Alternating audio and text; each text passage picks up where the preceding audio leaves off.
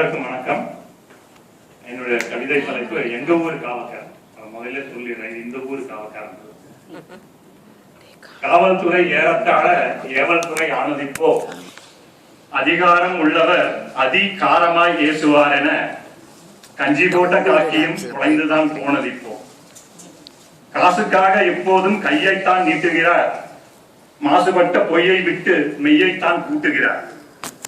ஈரம் வேண்டும் ஏழையிடம் வீரம்தான் காட்டுகிறார், ஈரல் கெட்டு போயிப்போ ஈன வாழ்வை ஓட்டுகிறார். அரசியல் சாக்கடையை அடைப்பெடுக்கும் சட்டத்தை உரிய விலை கொடுத்தால் உடைத்துத்தான் காட்டுகிறார்.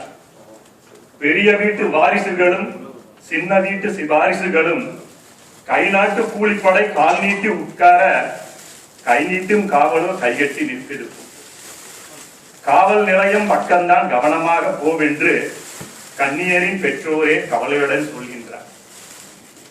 நான் தளர்ந்த வில்லை போல் நலிந்திட்ட காவலையே மீண்டும் இழுக்கோடு மீட்டெடுத்தால் தேவலையே.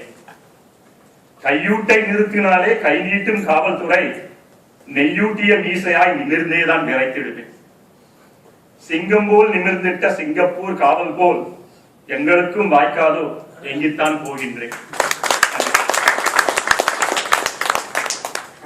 தமிழகம் அடுத்த நாம் அழைப்பது கவிஞர்